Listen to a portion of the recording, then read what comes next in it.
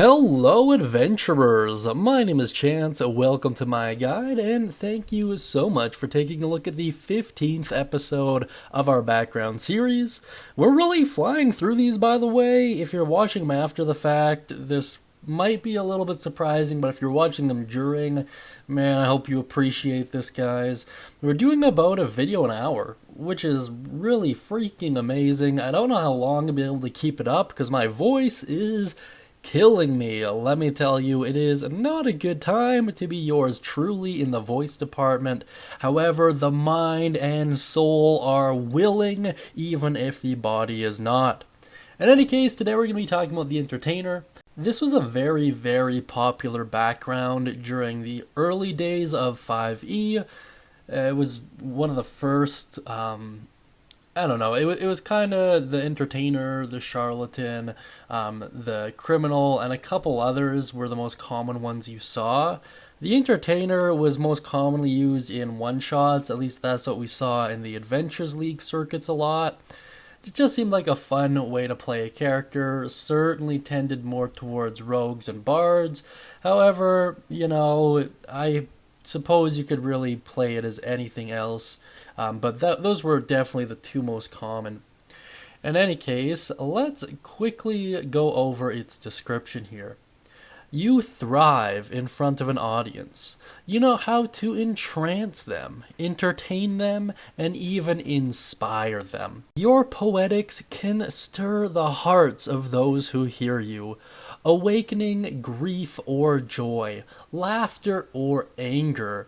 It also provides this nice little D10 table for whatever your entertainer routine might be you an actor, dancer, fire eater, jester, juggler, instrumentalist, there we go, poet, singer, storyteller, or tumbler.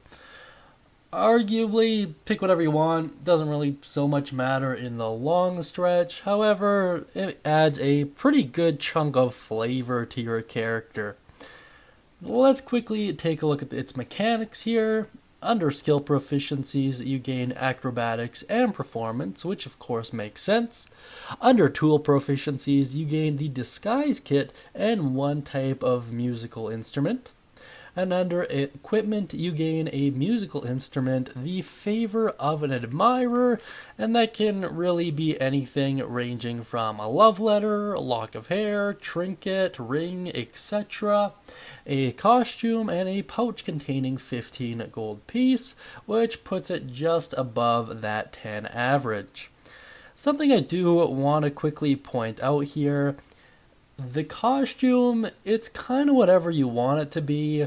In the past, it was super popular to pick a costume with a mask that covered your face. That way you could kind of create a persona. Really cool stuff. I've seen that done quite a bit with various degrees of success depending on how well you roll. But mechanically, overall, this is quite a strong background. Now let's take a look at its feature, by popular demand. You can always find a place to perform, usually in an inn or tavern, but possibly with a circus, at a theater, or even in a noble's court. At such a place, you receive free lodging and food of a modest or comfortable standard, depending on the quality of the establishment, of course, as long as you perform each night. In addition, your performance makes you something of a local figure. When strangers recognize you in a town where you have performed, they typically take a liking to you. I really do like this feature. It's very similar to a lot of the other ones we've covered in the past. Well, at least a handful of them. There's a couple in the future we'll be going over as well where it's quite similar. It's just really great. The mechanical benefit outright is that you get free lodging and food, which is certainly nice to have, especially if you are surrounded by a lot of small towns, villages, or even larger cities. And especially if there's a town guard that goes around patrolling you, stopping you from sleeping in the street, stuff like that. Really good stuff, really good way to save money. But the less direct benefit is you are part of the rumor mill, and you are able to have something of a local celebrity status, which is certainly nice. It's not quite like it would be for the functionary that we've gone over earlier, where you can kind of force your way into people's lives using your legal authority to justify it, but this is where people want to have you around, they want to confide in you, they think you're a good time, and they are likely to drop their guard around you. I think that is probably the best thing about this particular feature. In any case, let's move on to its suggested characteristics.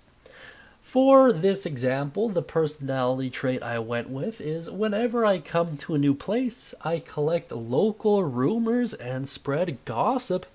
Under ideal, I grabbed creativity.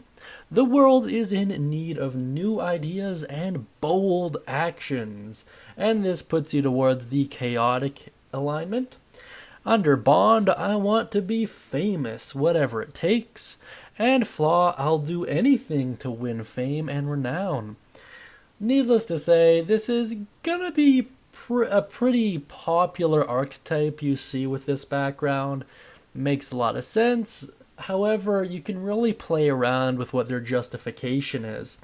A good example would be maybe they're an illegitimate child trying to find who their real parents are, and they feel the best way to do this is to make themselves as well known as possible, hoping that their family will come out of the woodwork and meet them with open arms.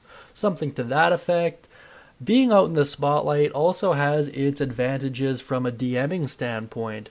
If a party is making a scene, then they are likely to be approached by influential figures for good or evil, and those figures are likely to get the party involved in their innermost dealings, which is super great. Not to mention the gossip angle of this is a relatively underused part of 5e. There's a lot of gossip tables you can find within the core rules, as well as online that other people have made, and just use your own if you really need to. But looking for rumors is super useful and can provide a ton of exposition without the DM needing to make up a name for every single person in the bar and keep a running tab of what each individual NPC's motivations are in life, what they do for a living and why they're doing it. It seems a little redundant. Instead, you can say, while at the party or while they were celebrating your honor and chatting with you, you're able to uncover that this particular family seems to have a tense relationship with this particular family involving this industry, and it's kind of a unspoken fact that things are about to escalate. Something to that effect is just as good as sitting down with the tavern owner's second cousin twice removed and casting all kinds of crazy spells on him, trying to get him to spill the beans of his family. You know, I know which one I prefer personally, but who knows? Whatever your DM style is, I suppose, go with it. I just know which one's easier to keep track of on paper. In any case, let's take a look at my personal thoughts here. Overall, the Entertainer arguably is still a very strong choice. It's rather outshined by another background that we'll be discussing soon enough. However, if you're not allowing the Ravnica backgrounds, this is one of the better ones out of the player's handbook, for sure. Is it quite as good as the Charlatan? You know, it depends on how you use it. The Charlatan specializes in almost shifting attention away from them, where the Entertainer focuses attention on them directly. So in a lot of ways, they are mirrored of each other. You can make the same argument maybe with the Athlete as well. However, I think they're all strong in their own given right, and as long as they work with your character and don't clash thematically, I think it's a really solid option. Something I would like to factor in is maybe some people don't like your act. You know, maybe amongst the more conservative crowd, they feel like you're something of a fool. However, that would factor into what kind of an act you have, so just bear that in mind, that not everyone will like your particular cup of tea, even if you roll really well on your performance checks. That being said, let me know what you think of the Entertainer down beneath in the comments section. Be sure to mention any thoughts, questions, comments, concerns, ideas, or even pulp culture references of your own.